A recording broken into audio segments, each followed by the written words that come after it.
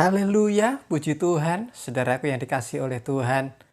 Shalom, damai sejahtera Tuhan tetap menjadi bagian saudara. Saudaraku, mari bersama-sama kita menikmati nutrisi kehidupan.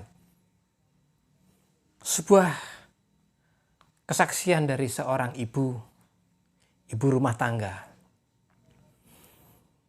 Dia mengatakan bahwa begitu Tuhan mencintai, begitu Tuhan memperhatikan rumah tangga ini. Dia merasakan bagaimana Tuhan memelihara begitu indah. Saudaraku dikasih oleh Tuhan, sang suami bekerja sebagai buruh toko dengan menghidupi 2 anaknya. Dengan penghasilan yang sederhana itu, yang kecil itu, dia kumpulkan untuk menghidupi rumah tangga ini. Tidak jarang bagi keluarga ini juga berhutang juga. Karena kebutuhan juga membengkak. Ada kebutuhan lebih. Sekolah anak dan lain sebagainya. Walaupun dia berhutang, tapi dia merasakan bagaimana Tuhan menolong. Pada saat harus membayar hutang itu, melunasi hutang itu. Itu pun juga Tuhan perhatikan. Seorang ibu ini mampu membayar hutangnya. Tidak ada barang istimewa dalam rumahnya. Tetapi ceria, senyuman, sukacita itu mengalir dalam nikah rumah tangga ini. Saudaraku dikasih oleh Tuhan, dia bercerita bagaimana Tuhan itu mengasihi rumah tangga ini. Dipelihara Tuhan, dijaga oleh Tuhan. Saudaraku dikasih oleh Tuhan, 1 Raja-Raja pasal yang ke-17 ayat yang ke-14. Saya ulang lagi, 1 Raja-Raja 17 ayat yang ke-14. Demikian bunyi firman Tuhan. Sebab beginilah firman Tuhan Allah Israel. Tepung dalam tempayan itu tidak akan habis.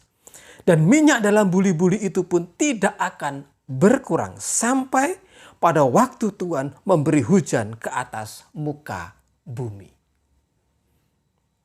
Saudaraku yang dikasih oleh Tuhan. Ayat ini tertuju kepada janda di Sarfat.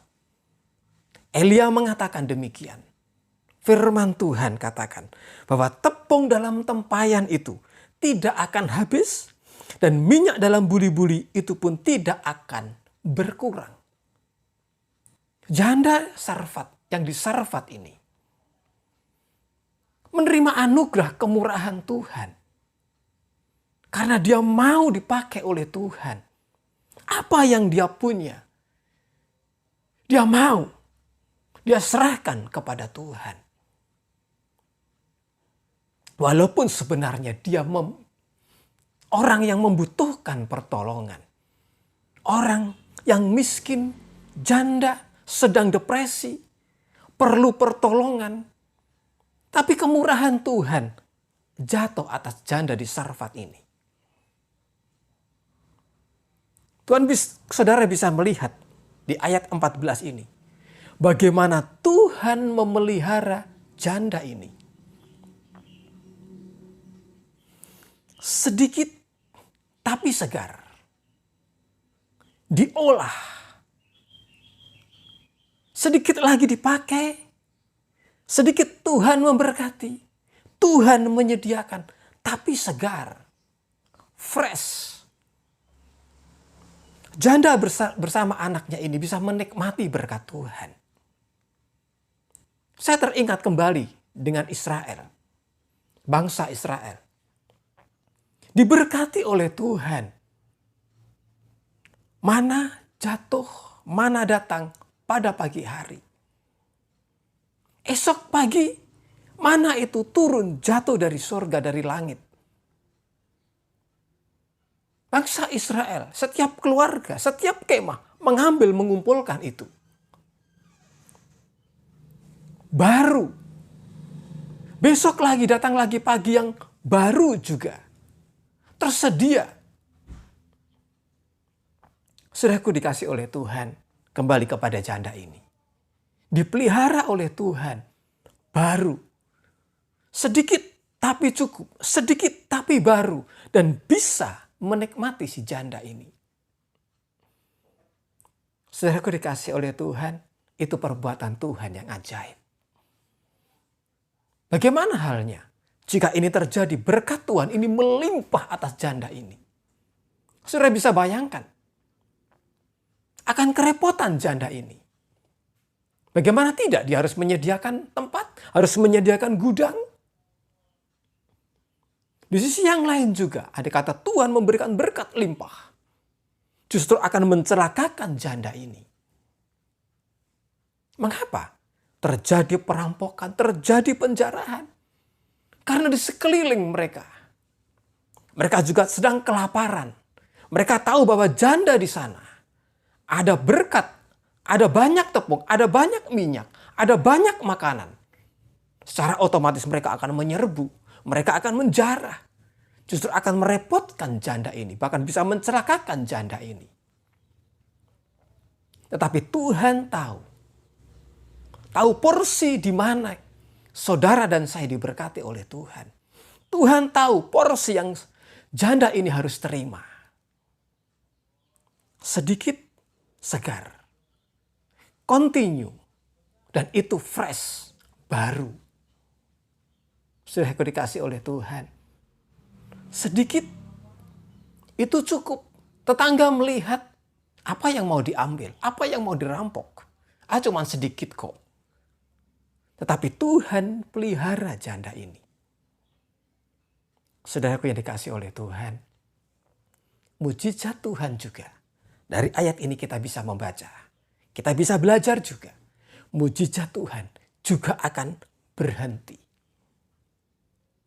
Juga akan berhenti. Ada waktunya.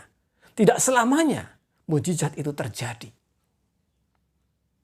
Di sini dikatakan bahwa sampai pada waktu Tuhan memberi hujan ke muka bumi. Artinya bahwa janda ini pada saat hujan turun, janda ini siap untuk kembali bekerja. Kembali harus bercocok tanam. Kembali harus beraktivitas secara normal kembali. Bagaimana dengan bangsa Israel? Setiap hari turun mana. Pagi hari turun mana.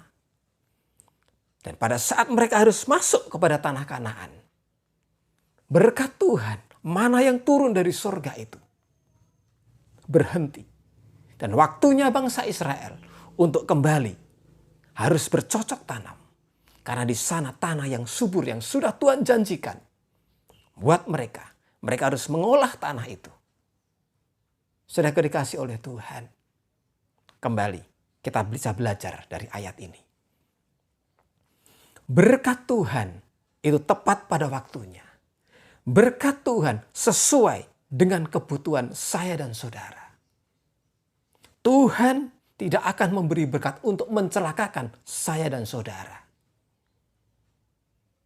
Dan berkat Tuhan juga, mujizat Tuhan juga. Tidak selamanya itu berlangsung. Ada saatnya Tuhan harus menghentikan itu mujizat. Ada waktunya, ada saatnya. Sudah dikasih oleh Tuhan. Oleh sebab itu, mari saya mengajak kita semua tetap mengingat Tuhan. Jangan tinggalkan Dia, ikut sertakan Dia dalam kehidupan kita semua. Aktivitas kita, jangan tinggalkan Dia, ikut sertakan Dia dalam kehidupan kita. Tuhan Yesus memberkati. Shalom, haleluya, amin.